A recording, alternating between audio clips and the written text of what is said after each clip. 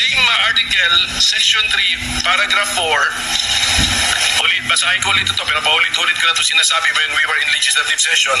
In case the verified complaint or resolution of impeachment is filed by at least one-third of all the members of the House, the same shall constitute the articles of impeachment, and trial by the Senate shall forthwith proceed. I believe, and I think I'm correct, that the impeachment case against the Vice President falls exactly under the facts assumed in paragraph 4. This is the articles of impeachment filed by at least one-third of all the members of the House. Lampas-lampas pa nga sa one-third of all the members of the House. Therefore, what should the Senate do? Trial by the Senate shall forthwith proceed.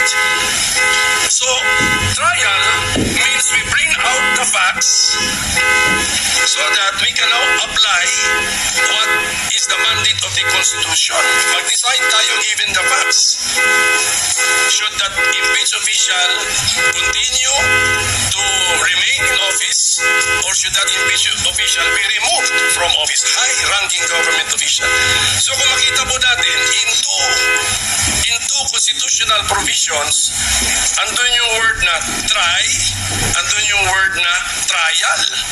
So wala po tayong choice but to respect, lalo na ito, we fall squarely under this subparagraph 4 which I just read. We have to respect the decision of the overwhelming majority of the members of the House of Representatives, more than one-third, because they are also the representatives of the people. If they find something worthwhile charging a high-ranking government official with an impeachment and impeaching that official, the Senate has no choice but to hold the trial.